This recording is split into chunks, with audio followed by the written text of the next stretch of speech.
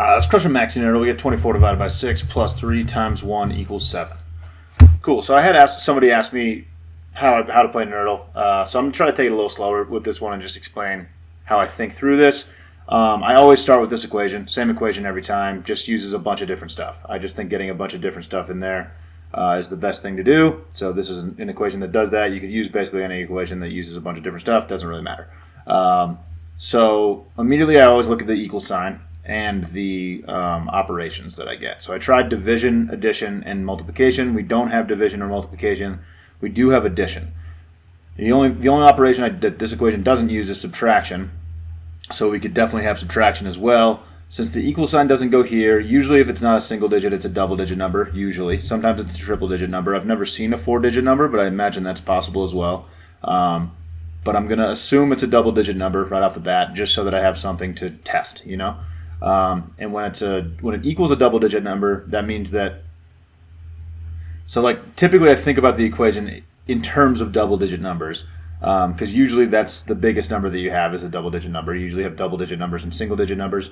So the way that this lays out is that we have an addition sign here, and then I'm going to assume the equal sign goes here. So I'm thinking we probably have a double digit number here. It's going to equal a double digit number. And then somewhere in here, we're going to need a single digit number and probably another double digit number. But it could be exponents. Usually I think about double digit numbers and single digit numbers before I start thinking about exponents, just to have a system. I think having a system just helps you get through the game so that you can kind of do the same thing every time. And it just makes it easier to process. So right now I'm thinking probably double digit number minus single digit number plus double digit number equals double digit number, which would make this double digit number more than likely pretty big because the two things we're adding are double digit numbers and we're subtracting a single digit number. So at that point I'm thinking the smallest numbers probably have to go here and here. And I'm noticing that we actually don't have very many small numbers. So if I did 40 something plus 50 something, I'd already be in the 90s. And like getting close to being in a triple digit number territory. So I'm going to try that. That seems pretty reasonable. So if I go 40, I don't know, I might as well try another 7, I guess. 47 plus 58, so that's 95. And then I subtract, no, sorry, that's 105. And then if I subtract 8, that would be 97. So this would work. So just getting an equation that works in there, testing like a structure that I think might work. Okay, so I get a ton of green out of that. Because of the limitation on the numbers, I had a feeling that this could be pretty good because we don't have 1s, 2s, and 3s.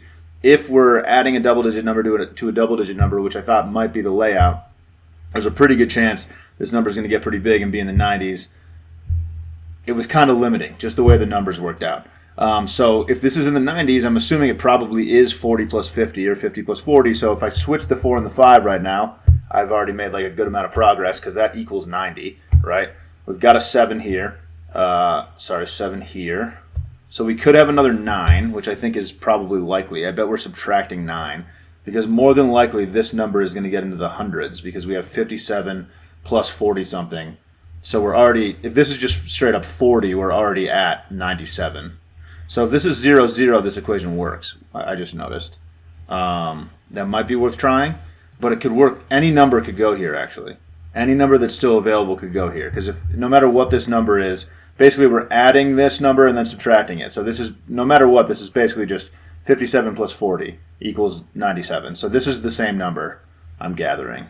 I haven't tried 2 4s yet. I haven't tried 2 5s yet. I have tried 2 7s, but it still could be a 7. It could be any of these numbers, which is concerning, honestly. I'm going to take a stab at one of them and then probably do a filler if I don't get this. So I'm just going to go 999. Okay, so at this point, oh man, so this number could be 4 different things. It could be a 4, a 5, a 7, or a 0. So if I try double 4, double 5, if I try double 4, I guess I might as well do double 4 over here.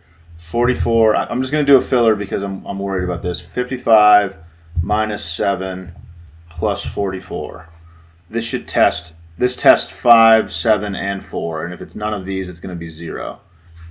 So 55 plus 44 is 99, minus 7 is 92. So this equation obviously is impossible, but it tests a bunch of stuff. So it's 7. So it's 57 minus 7 plus 47 equals 97. So yeah, a little breakdown of how I do a Maxi nerdle. Addition and subtraction are oddly difficult because just there's so many different ways it can work out. Like you can get situations where you need to do a filler like that, but I don't know, dude. That's how I do it. There it is. Thanks for watching. Catch you later.